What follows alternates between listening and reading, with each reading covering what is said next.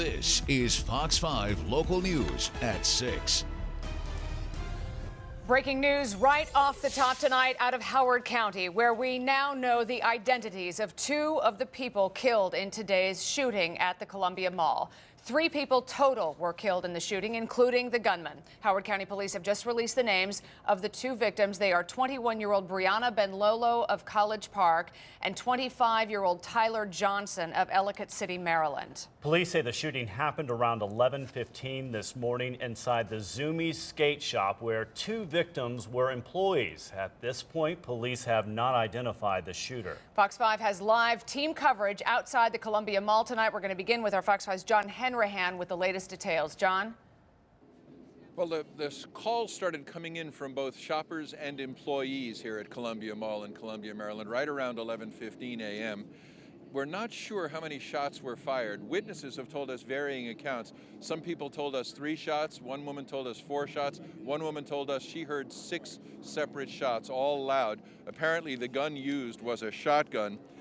The shootings happened, as you mentioned, inside and perhaps just outside a store called Zoomies, which sells skateboards, skateboard accessories, and clothing. That store is on the 2nd floor, just above the food court, where at 11:15, you might imagine there were many people gathered. Regular patrol officers from the Howard County Department of Police happened to be in the neighborhood, and a SWAT team from that department was doing an exercise nearby. They responded to this mall within 2 minutes of the first calls, but by the time they got here, the victims were already dead, and so was the shooter who was wielding a shotgun. We do not know the identity of the shooter because police are being very slow about trying to get to his body. In fact, the chief of police here, Bill McMahon, explained why they're taking their sweet time in approaching the shooter's body. The identity of the shooter, we don't know who that is yet.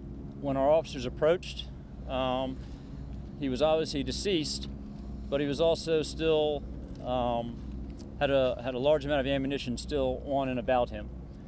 And so because of concerns about any other weapons he may have or explosives, we are approaching this with an abundance of caution, and we are getting assistance from some of our federal partners in making sure there's no explosives on the body of the deceased.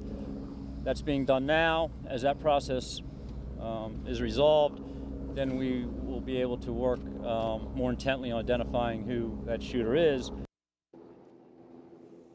Even though the first responding patrol officers and the SWAT team that happened to be nearby pretty much ascertained that it looked like it was a shooter who was down from a self-inflicted gunshot wound because they found both the shotgun and the ammo alongside him, you're never sure. This was a lesson from the Virginia Tech massacre. So more SWAT teams poured into the mall throughout the day. And what they did, the shoppers and the store employees mostly went to the backs of the stores, which police say was the right thing to do. And slowly and methodically, they searched every single store in the mall in an effort to bring out the shoppers, interview those who had seen something in relation to the shooting, and let the others go home.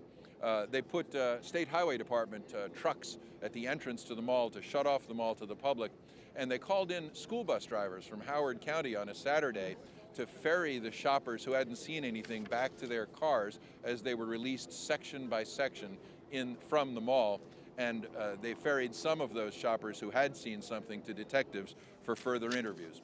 We do not know at this point, or police have not released at this point, the motive of the shooter, perhaps because they haven't gotten to his body yet and had a chance to see whether he has a wallet on him. There has been some speculation in some media that this was a domestic incident. The police say they don't know that's true, they don't know that's not true. They say, here in Howard County, they just don't know what the motive was for the shotgun-wielding man who killed 2 young store employees in their 20s from the skate shop in the 2nd floor here at Columbia Mall. This is a crime scene. The mall will be closed for the entire evening as police continue to process this scene. And I presume they will be open tomorrow, but I don't know that for sure. But Columbia Mall is definitely closed for this evening. Laura, that's the latest from Columbia. John, this is still a continuing story, a developing story for sure. We'll check back in with you if there are any new developments from where you are. Thanks very much. All right, we continue our team coverage of the shooting at Columbia Mall. Let's bring in Fox 5's Jennifer Davis with reaction of today's tragic events. Jennifer? Hi there, Matt. We talked to a lot of people who were inside the mall here today when shots rang out. They all say the adults were so scared, but they say it must have been so much more frightening for all the children who were here in the mall on this very busy Saturday. There was a play area that a lot of people told us was packed. There's a cartoon cuts they say was full of children getting their hair cut. There were a lot of children in the food court, but when the shots rang out, everyone described parents scooping up their children, running for a place to hide, and then sheltering in place in many cases for more than an hour. When shots first rang out, a lot of people say they didn't realize what was happening. All of a sudden we started hearing all this banging, and I thought, you know, because usually they do a lot of work in the food court, I thought maybe they were just doing some work down there. And people came running away from there and said, there's a guy in the food court and he's upstairs shooting and he's got a gun. Word quickly spread that it was gunshots. My boss said you have to run, is Sean got there. I was like, what are you talking about? And I see everybody running, grab the children. Police say it was chaotic on this busy Saturday, but most did what they should have, sheltering in place. Wanda Davila ran from the food court into the back room of Chick-fil-A.